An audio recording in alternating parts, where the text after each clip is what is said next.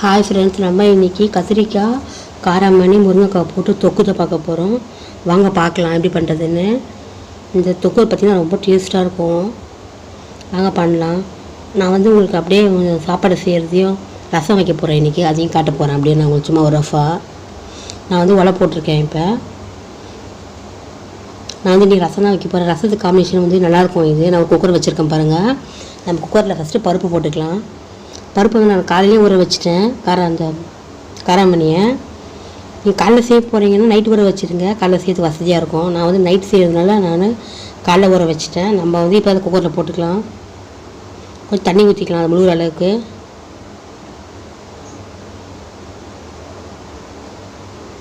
தண்ணி ஊற்றிட்டு நான் மூடி போட்டுட்டேன். மூடி போட்டால் 3 விசில் வந்ததுக்கப்புறம் நம்ம ஆஃப் பண்ணிடணும். அதை வெந்துடும் காராமணி. பாருங்கள், அரிசி ஊற வச்சுருக்கேன். புளி ஊற வச்சுருக்கேன். ரசத்துக்காக புளி ஊற வச்சுருக்கேன். உலை கொதிக்கிச்சு. நம்ம அரிசி போட்டுக்கலாம். நான் அரிசி போட்டேன். லைட்டாக கிண்டி விட்டுக்கலாம். ஏன்னா நீங்கள் அரிசி போட்டுக்கொண்டே கிண்டி விட்டுறணும், இல்லைன்னா அடி பிடிச்சிரும்.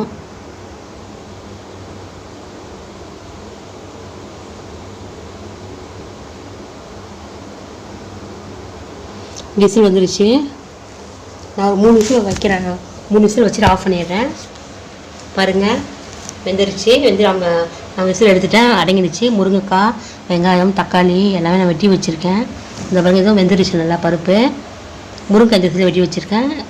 இது புளி பார்த்திங்கன்னா தொக்குக்கு கிடையாது, ரசத்துக்காக தான் ஊற வச்சுருக்கேன் முன்னாடியே. ஏன்னா அப்போ தான் உங்களுக்கு ரசத்துக்கு ஈஸியாக வச்சிடலாம். டக்குன்னு ஊறி இருக்கும் நல்லா புளி. அதுக்கு ரசத்துக்காக தான் புளி ஊற வச்சுருக்கேன்.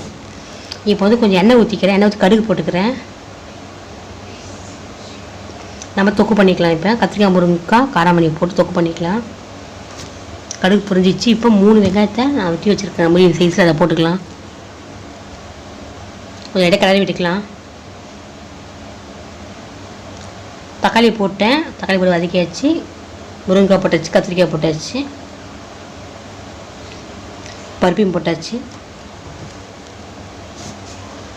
பருப்பு நல்லா கரெக்டான பதத்தை வெந்திருக்கு. 3 விசில் வச்சதுனால கரெக்டான பதத்தில் நல்லாவே வெந்திருக்கு.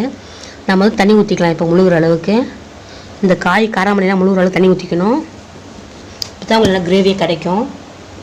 நான் ரசம்ன்றதுனால உங்களுக்கு பார்த்திங்கன்னா நல்லா கிரேவியே பண்ணணுன்றதுக்காகவே நான் பண்ணுறேன். நான் மிளகாத்தூள் 3 ஸ்பூன் போட்டிருக்கேன். குழம்பு மிளகாத்தூள் கொஞ்சம் உப்பு போட்டிருக்கேன் தேவையான அளவுக்கு. மஞ்சள் கொஞ்சம் போட்டுக்கலாம். லைட்டாக கலந்து விட்டுக்கலாம். இப்போ கொதிக்குது. மூடி வச்சுட்டு நம்ம 10 நிமிஷம் போல் வெயிட் பண்ணி பார்ப்போம். வெயிட் பண்ணி பார்த்தீங்கன்னா நம்மளுக்கு ரெடி ஆகிடும் கிரேவி. காராமணி கத்திரிக்காய் முருங்கைக்காய் தொக்கு இப்போ ரெடி ஆகிடுச்சு. இது ரொம்ப டேஸ்ட்டாக இருக்கும். இது ரொம்ப டேஸ்ட்டாக இருக்கும். உங்களுக்கு சாம்பார் ரசம் தடவை வச்சு சாப்பிடும்போது உங்களுக்கு காம்பினேஷன் செம்மையாக இருக்கும். பாருங்கள், நான் பாத்திரத்தில் மாற்றிட்டேன். நமக்கு ரெடி ஆகிடுச்சு. இப்போ ரசம் பாருங்கள் வச்சுட்டேன். பாத்திரத்தில் ஊற்றி ரசம் வச்சுட்டு சாதம் வடிச்சிட்டேன்.